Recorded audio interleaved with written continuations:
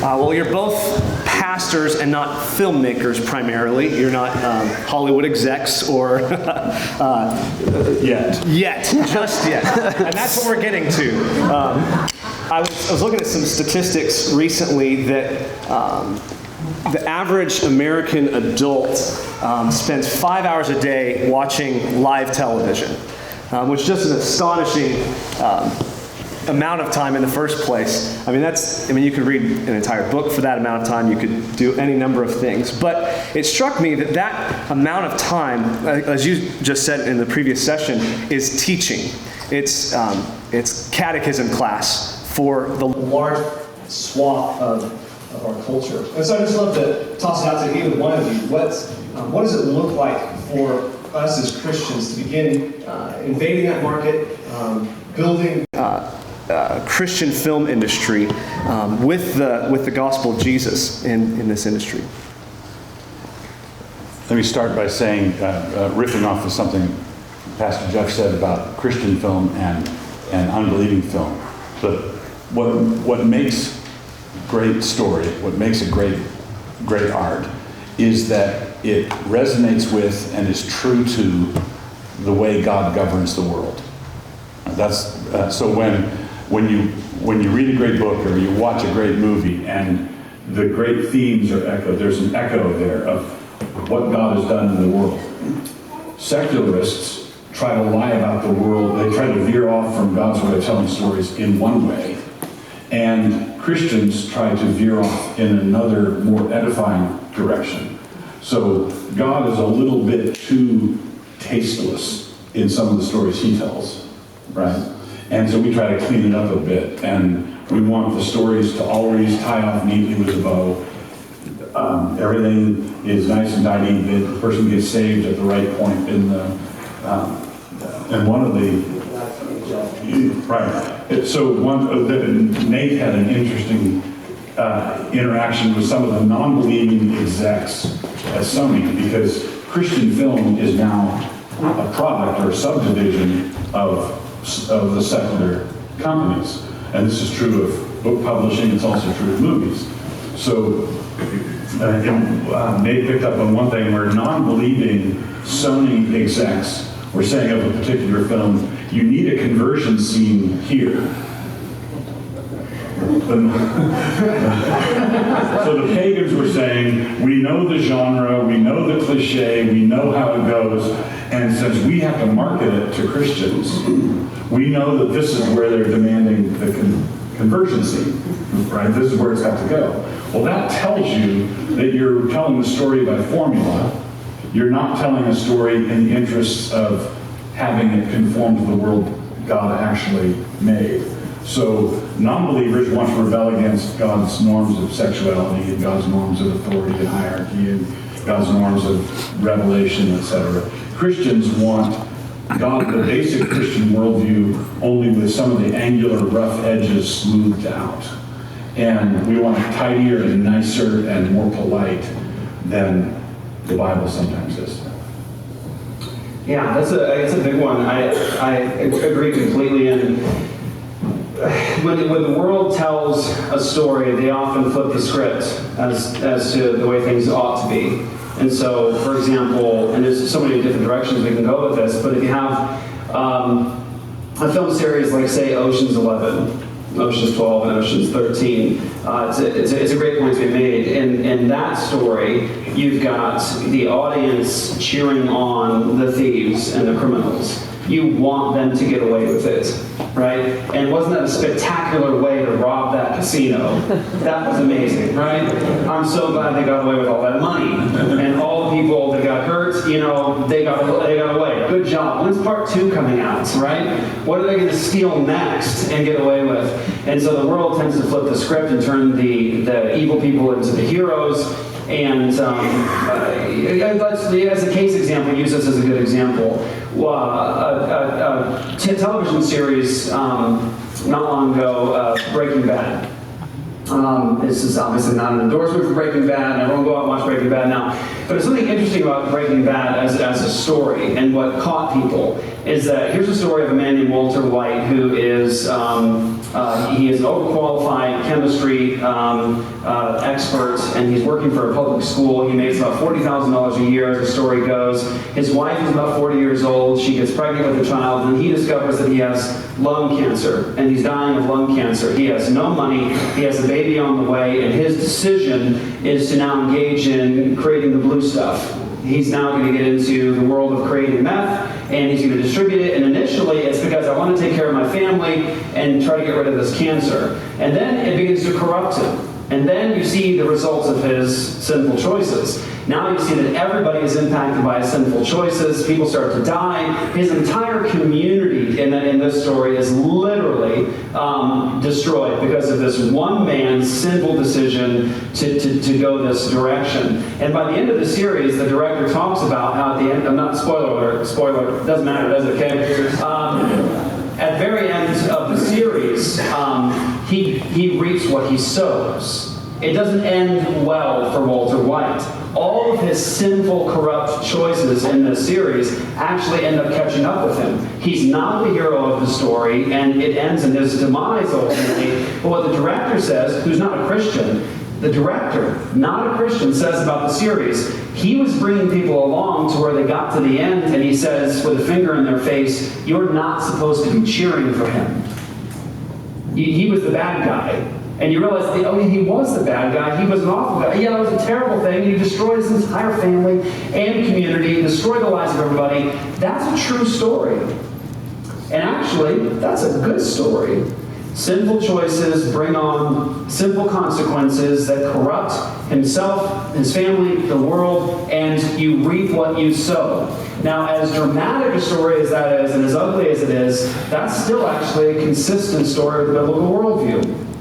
You reap what you sow. You choose sinful choices, a sinful path, and you will reap what you sow, and you will destroy your life and everybody around you. What a lot of Christians don't like is at the end of that story, but where's the conversion experience? Where's Walter White coming to Jesus, right? Where's the end where it all turns out beautiful and well? I think that it's actually okay for Christians to tell true stories about the way the world is, the way the world is according to God. And so we can actually have good storytelling that resonates with image bearers of God, that remind us of sin, remind us of justice. All those themes are actually Christian themes. And so Christians can actually start engaging in the film industry by doing things that are good, high quality to the glory of God, doing things that are true. They don't have to be with a tight, nice little bow on the end of it, those sorts of things. They can actually be true about God's world, the way that it actually is, and the way that maybe some stories you could say the way that it ought to be. So true, good, and holy. We need to create content that actually is holy content. When we depict sin, we don't do it in a sinful way. Causes sin. That causes sin. We depict sin in a way that is actually true. And so I think that's a good way of at least beginning the conversation as to how Christians can get into filmmaking. There's if I add one other thing, not differing, but just add on to this. There are certain pathologies that we have to watch out for. It's not just Christians identifying with manufacturing meth in the wrong ways and, isn't that romantic? That's one thing. But even if someone gets the point that he's destroying his life, it's all law. And Christian storytelling has to get to gospel somehow. There has to be gospel somewhere. Another example of a law genre, and this is an odd surprise to many Christians, is horror film. Horror films it's all law. And generally, the victims in horror films are morally compromised. So there's a great book on this called Monsters from the Id by E. Michael Jones. And basically the structure of all horror films is girl takes off clothes, monster eats Tokyo. That's a rudimentary, so there you are, and that was bad. And so you have the rudimentary, God is not mocked, a man reaps what he sows. That's true. But the pathology of law and law keeping is something that pastors have seen in the church for a long time. There are some people who try to get a cathartic release from the execution of the law itself vicariously. So if I sit through the movie and everybody dies in the movie, and there was sin and judgment, and I walk out of the theater alive, there's a false gospel there. It's some sort of release through law, right? But the only way that can actually catch is if it's Jesus on the cross. It's got to be Jesus. Every other substitute is going to call for a repetitive sacrifice. You're back to the pagan system of sacrifices or the Levitical system of sacrifices, where you have to go see another one, go do another one, and you get hooked on judgment. You get hooked on needing to see it again and again and again. Oh, wow. So you don't want people saved at the right point of every movie, and you don't want to say that it can't ever be grim, but you do want to say that there is gospel, there's light, there's hope. It's not all this way. Yeah. Comment on, you mentioned it a little bit, but how more and more you see there's no such thing as a good hero in a lot of these stories anymore. They're compromised. They're the anti-hero. They're a false hero. I think of the old Superman series. Superman was he would see the individual and save the individual. Now with CGI graphics the way they are, he can plow through entire skyscrapers, destroying entire cities in this great fight at the end of the movie, and not pay attention to the individual. And we cheer at the end when Superman wins, but did he actually win? He didn't zero in on saving the individual anymore. Right. It used to be that if you look at a classic story like The Lord of the Rings, all the good guys are vulnerable to the power of the ring. There's a tug, there's a temptation point for Gandalf, for Galadriel, for Aragorn, for all of them. Boromir, Crater's the only one who seems to not have that as Faramir. But everybody, so Tolkien has an awareness that heroes are not made out of stainless steel. There's a vulnerability there, which I think is necessary to a good story.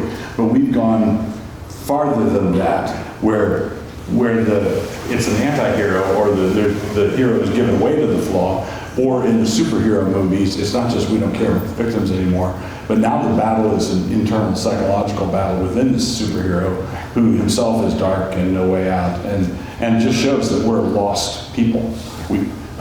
So back in the 50s comic book era, it was the superheroes were substitutes for Jesus, false. They were a false Jesus, and now they're a tormented devil. But there's more than options than that. Right. That's good. Yeah. Your thoughts on that? No, I think it's great. Well, I will say on the tail end of that, we went to Comic-Con about a year and a half ago, which was interesting. No kidding. Yeah. What did you dress up in? Yeah. So we go to Comic-Con, and we decided to do some interviews with people to ask them questions about this universe. You've got the heroes, you've got the villains, you've got justice, good and evil. And here's all these people, I'm sure lots of Christians in the mix, but a lot of unbelievers as well. And they are so fascinated with this world of, and you ask them questions. What do you love about this genre? What do you love about this universe? And you're the good guy fighting against the evil oppressor. It's the person who stands for justice, right? And so you have image bearers of God can't help loving the things that ultimately God loves.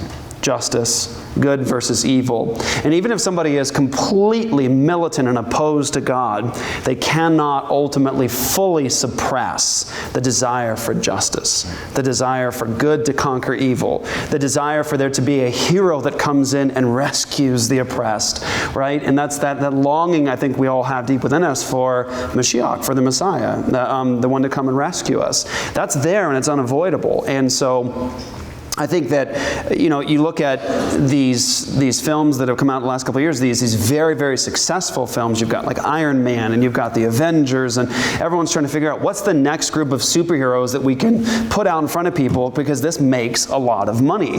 Well, why does it make a lot of money? And it's not just that it's entertaining, it's that those themes resonate deeply within us. And I think that it's important, I'm not an expert filmmaker, but the theology behind it matters. I think it's important for Christians to to start engaging in long-term vision about developing a universe that resonates with image bearers of God, that they fall in love with, and they say, I want to sit in front of that for 2 hours, because that's a good story. That's a story that I want my son to love. I want my son to have heroes and to actually embrace themes that glorify God. And so I think it's important for us as Christians, as we talk about these kinds of universes and heroes, that we ought to actually be encouraging one another and raising our kids and promoting the idea that we need to start developing stories that are consistent with a biblical worldview, that actually stand the test of time, and highlight all these themes that are very, very important. You maybe heard about the time there was a booking mix-up, a spectacular booking mix-up, and the Pope was invited to speak at a plenary session at Comic-Con, and his maybe this is not a true story. But his staff, when they found out, they were very, very upset. But the Pope said, no, it was all right. He was used to speaking to 40-year-old virgins.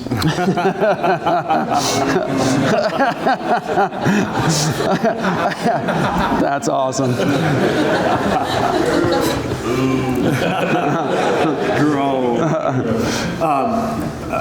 The book, Why Johnny Can't Preach, there was something, I read it recently, and there's an interesting statistic that he pointed out, and it was in regards to broadcast television, and this was, I think, 10 years ago that he wrote the book, but in the presidential debates of, say, 40 or so years ago, the average clip that the broadcast news would give afterwards was close to 50 seconds of a presidential candidate would have 50 seconds of airtime. Now it's down to 7 seconds.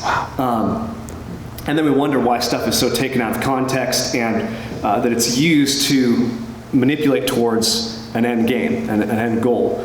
And his point in the book is this is producing this sort of fast-paced, coming at you. You watch Bambi, and the intro is 3 minutes long, and the next shot, the next scene is another 2 minutes long. The modern cartoons are bam, bam, bam, right at you. And his point is, as pastors, how do we teach people to be able to have to follow sustained arguments, to follow sustained story arcs. And that's, how do we combat that? How do we teach that from the pulpit, but also incorporate that culture in our people's homes as they consume media? So one of the things I would recommend, if you're really interested in pursuing this, is to read 2 books, sort of a point counterpoint, side by side. Read one, then the other, or maybe both at the same time. Because one would be Amusing Ourselves to Death by Neil Postman, who argues the point you just made, that we used to be an expositional culture. We used to be able to track Lincoln-Douglas debates for hours in length, and people would stand there and follow the entire argument. So we used to be a linear, follow the argument culture. And we now have the attention span of a hummingbird. Right. But there are strengths about the way it is now. There are strengths with that. And many people miss that. The other book would be Everything Bad is Good for You by Stephen Johnson. So Everything Bad is Good for You argues that, so for example, when you say, oh, back in the day, some of you older folks might remember Dragnet, the cop show, right? And it was a half-hour length, 2 cops, simple crime. They walk through, and by the end of the half an hour, they find out who did it. Okay, half an hour. Now today, crime shows have plot lines that run through a whole season. They have 30 characters. You need a graduate degree in drama just to be able to keep track of who everybody is. Right? So a lot of our entertainment, a lot of the current entertainment, moral content aside, is light years more complex and more complicated than what used to be, right? And so I think this is another not whether but which. Every human society has complexities. It's not whether you have complexities, it's where they are, right? And what Johnson and Everything Bad is Good for You argues is that back in the 50s and the 60s, games were simple. They were straightforward. A man could have a job in a small town, go to work in the factory, come home for lunch. Just every day was the same. And now, just driving across a major metro area, everything's coming at you. You have to multitask all the time. So I think we've simply moved complexity from one area where we were accustomed to have it to another, and we don't know that we would be baffled by some of the things our grandparents were able to do, but they are certainly baffled by some of the things that we're able to do.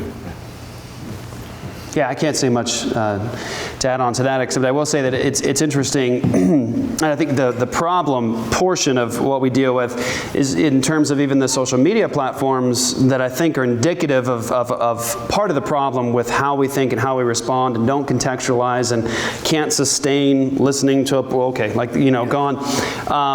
We start with Facebook and YouTube. And so everyone's using that, making long notes and discussions and arguments and conversations and YouTube video. Well, YouTube, when it first came out, of course, there were quicker videos, but YouTube actually, when it first began, was a platform that really engaged people. So you had people that would do an hour-long video explaining why they were an atheist. And then you had people that could tag a button that attached their video to that video so that it engaged a long stream of debates off of a single video that someone made. You can actually add yourself to the end of their thing so that if someone watched this video, they can watch this one and then this one and then this one. That's how it worked initially. That function is essentially gone now. You can still respond to videos, but it won't necessarily be attached. So we started Facebook, YouTube, longer sustained discussions, and then we moved from Facebook to Twitter. Shorten the discussion, this many characters. And then we went from a YouTube video, sustained argumentation or plots or whatever, to Vines, 7-second videos on repeat, right? And so it is interesting in terms of how our culture tends to think in terms of sustained argument and listening skills. So I would only say one thing in terms of what I try to do. I think that in preaching, it's important for a pastor to teach his people, to teach his congregation how to argue, how to think, and how to be critical. So I think a lot in terms of what a pastor can do is, in preaching, is to teach your people how to think and make sure that they're understanding how to engage in critical argumentation and thought via what they hear from the pulpit. That should be part of how we actually encourage that. So. And what are some just practicals that you would give to the average person in the pew? What are some of the things that, the exhortations that you touched on it a bit in the last session, but what are the practicals? Where do we go from here, so to speak, with making films, producing high quality content? Start with the things you have control over, like the worship service. Don't worry about changing the entertainment industry in LA or the publishing industry in New York.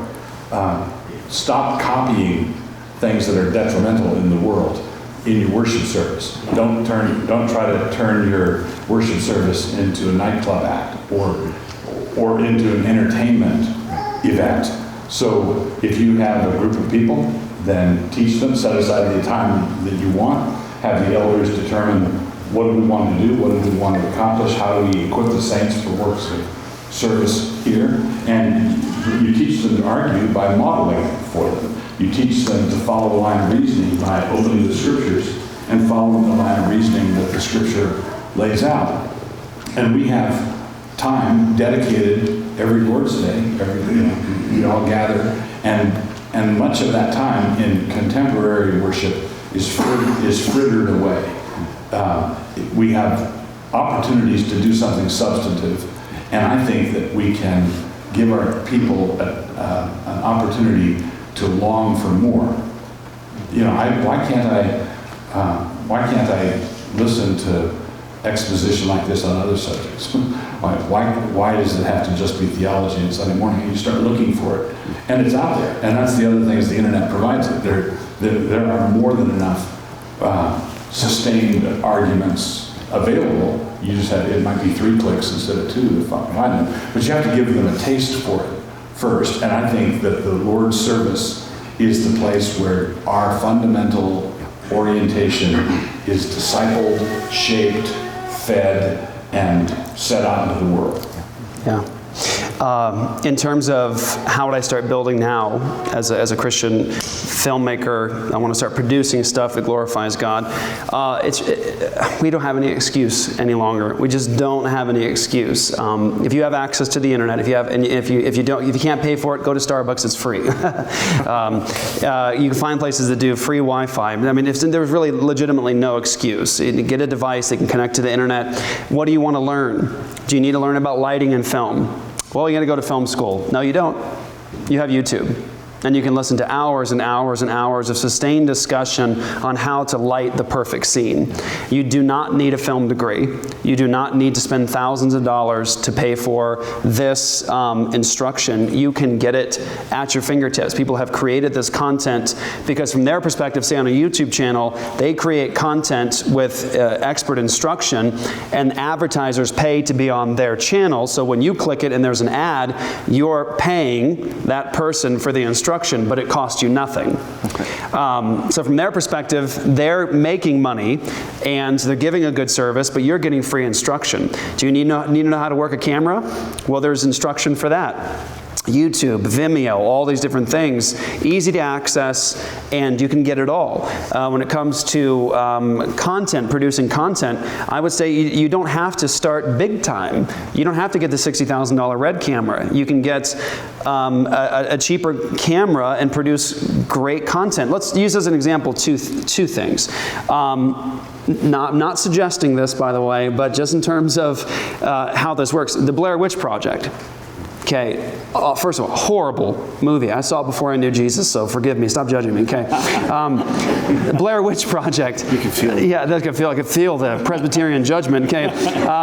Just kidding. So the Blair Witch Project is, if you don't know what it was an independent filmmaker took a very, very cheap home video camera and essentially pretended to take some young teenagers into the woods, and there's this myth of these cursed woods and this witch that's there. This thing cost them nothing to make. It was ridiculous how low budget this thing was, and it made a fortune.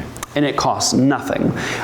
So can it be done? Can you do a film that actually makes a lot of money and engages a large audience? Yes, it can be done. It can be done in a righteous way, not an ungodly way.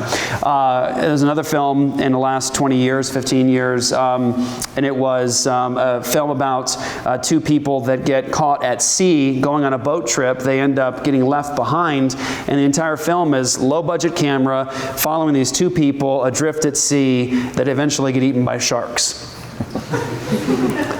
Okay, that was the theme of the film, and low budget, not high-end stuff, and the person made millions. And he was able to produce content seen by a lot of people, very low cost. So as a Christian filmmaker, television, if you want to do television content, you can create content, be instructed, learn it all, low cost, and you can get it out to the world on these platforms where everybody will see it, and you can be paid for doing it. You can actually get your content now done and put up on providers like Netflix and Hulu. So now, what doesn't have to happen these days for Christians is you don't have to find your way up the corporate ladder to where corporate executives finally say to you, okay, now we give you permission and we like what you're doing. As a Christian now, you can genuinely do it in an independent way, in a way that glorifies God and does a great job, and you have access to the world.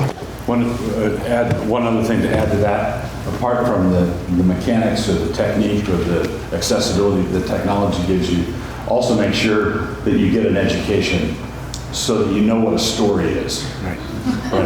Yeah. And you know what a story arc is, and you know what a protagonist is, and you know what a story is supposed to do. So basically, you don't want to be all dressed up with nowhere to go. You don't want to have all the technology in the world and nothing to say. Yeah. You have to have good experience with story, and that requires reading them. That requires acquaintance with them. That requires reading successful screenplays. That you just need to. You can't just show up with the gear. And that comes back to we have we have the better story.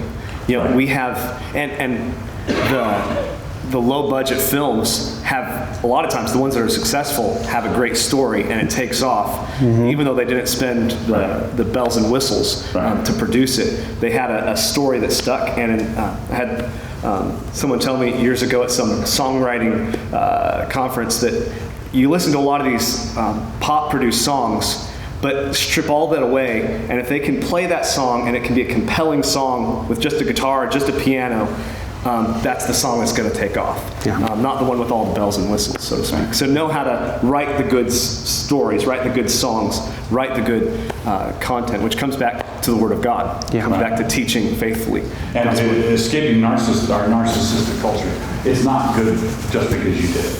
Yeah. That's right. Right. Or because your mom likes it. Yeah. Why don't we spend a little time, just if you guys have questions just on any of these topics, I'll come to you with the mic, and we've got time for 4 or 5 questions here. So.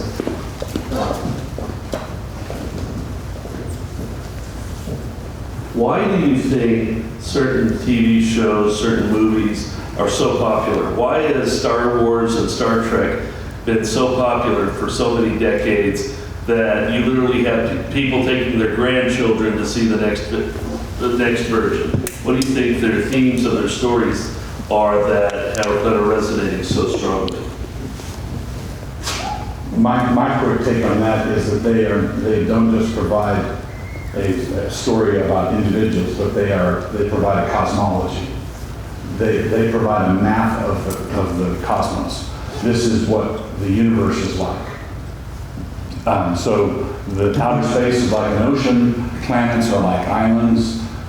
We are like seafaring explorers. We go from place to place. This is what it's like. This is what ultimate reality is. And people have a deep need to understand the universe. And the nature of the universe is sort of quietly assumed in this. And depending on what it is, like you've got a certain Manichaean approach to the world with the Force and Darth Vader, the good side of the Force and the dark side of the Force. It's a worldview, and people need a worldview, and that is told in such a way that people say, yeah, I'll go with that. I think it's scratching that itch. Yeah, I like that answer.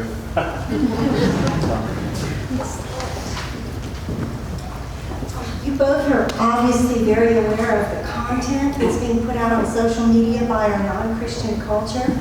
There's a lot out there. Can you give some guidelines about the quantity and content of what the average Christian should watch so as to be aware of, to understand, and to effectively engage non-Christians?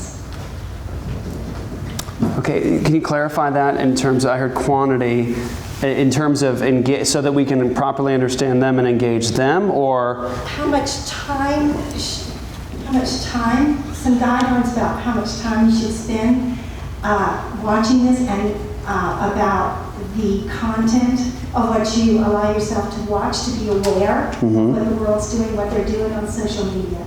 Just some guidelines about that. I'll say something about time. First, there's a great cartoon. Honey, are you coming to bed? I can't. Someone is wrong on the internet. Right. So that's, you don't want to jump into that black hole. Right. There's no way of, honey, I finished the internet. There's always going to be somebody wrong. Always going to be somebody saying something dumb. I would say one of the things I would encourage people to do is learn how to manage your filters. There are a lot of techniques, like on Facebook, you can regulate what comes in your feed, and you shouldn't regulate it with just people who agree with you, because now you're living in an echo chamber. But you can sort of predetermine how much content from different sources you're going to get, and don't chase every rabbit. Don't chase every rabbit trail. I would say make sure that you have a life. If you're spending 5 hours a day on Facebook, unless you're feeding your family somehow that way, it's way too much. It's something you should check in, engage with, use, and you let the technology save you time? One of the things that I try to look out for on my own in terms of using this, because it becomes an addiction like digital heroin. You can become obsessed, you can get lost in it, and exactly, many young Christian men and older Christian men have found themselves in the midst of YouTube or Facebook battles, and they're just, you're connected to it in a way that becomes obsession and ultimately idolatry. And so I like to ask myself the question in terms of what has the weight of my life? What am I sacrificing to? What am I doing, and is it glorifying to God? Is what I'm doing taking over my primary responsibilities as a husband, as a father, as a minister? And so one of the things personally that you won't see me doing online is engaging in long battles in Facebook comment boxes. What I tend to do is see people trying to eat me up online, and I just watch, and it's entertaining sometimes.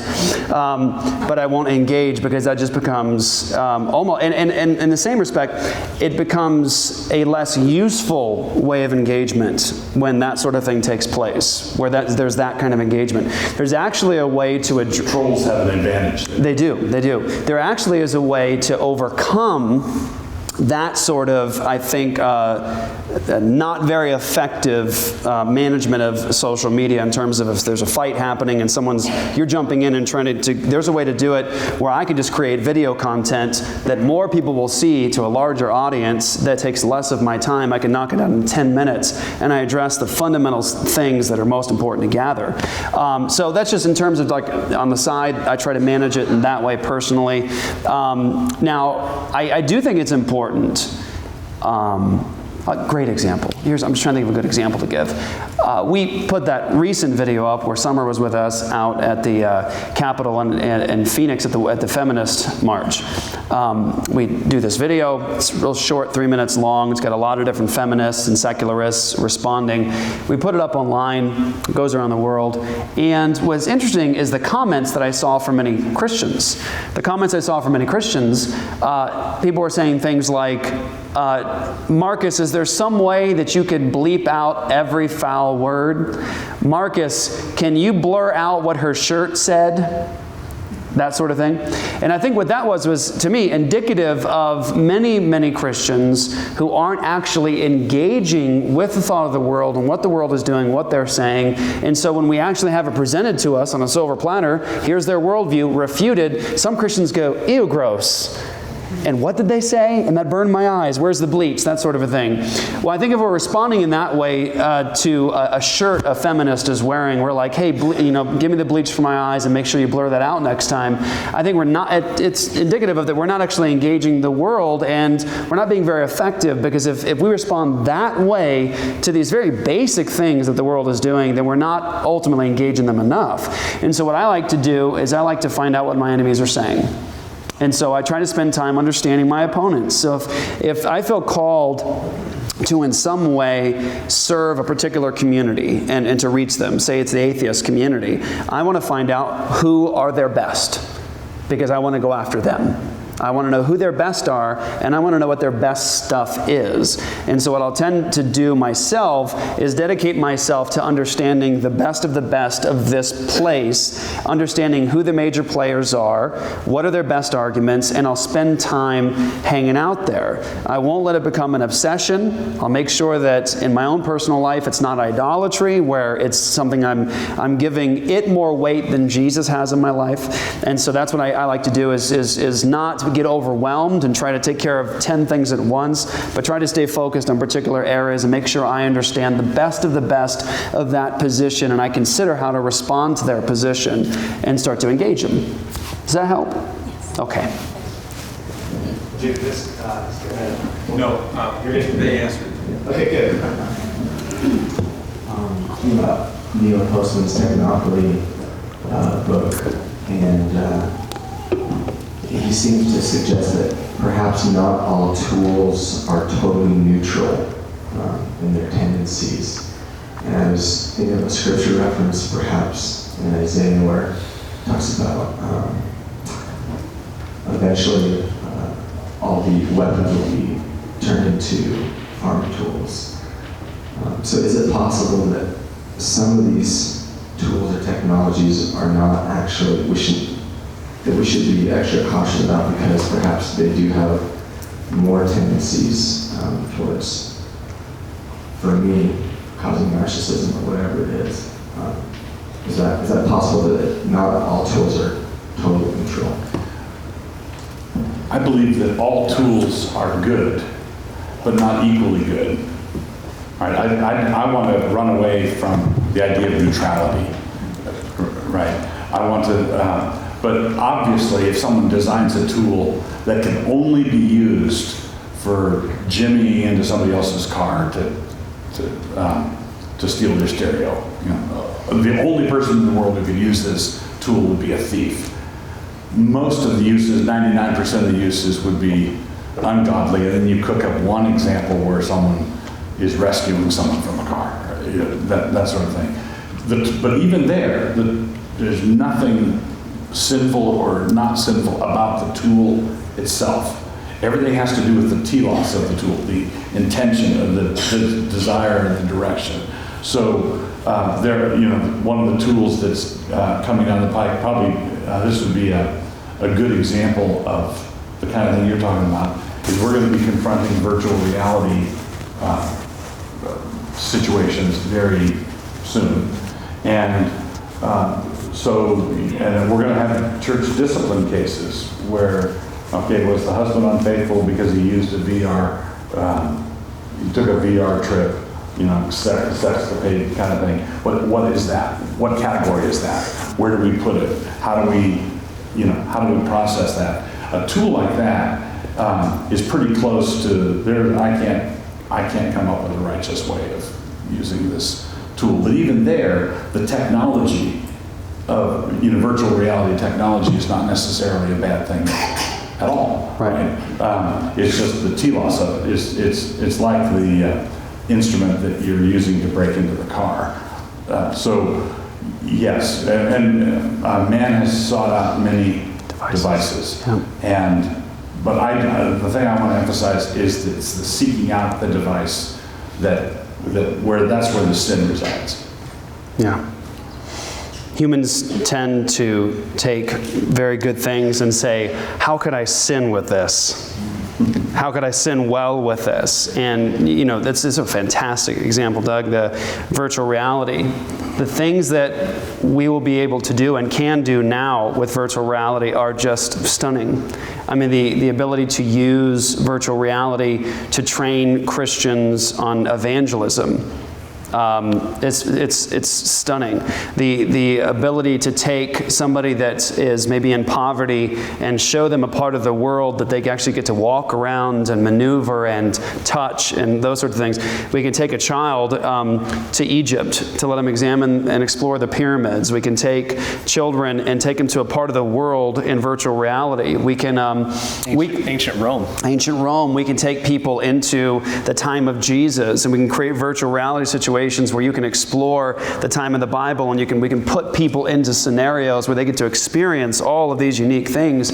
And we also, of course, have all of these companies that will create virtual reality to help people sin really well. But we can't say, well, that tool is of the devil, because there's somebody that sinned with it. What we have to say is, how can I use this for the glory of God? Is this possible to redeem? Are there actually ways that we can use this that are very, very redeemable or fundamentally good? And I think that we should think about them in that way. The camera had been invented for about 10 minutes before people were making pornography with it. Right. Right? Yeah. But now, many decades later, we all instinctively know that cameras have righteous uses, and we know it's not the camera.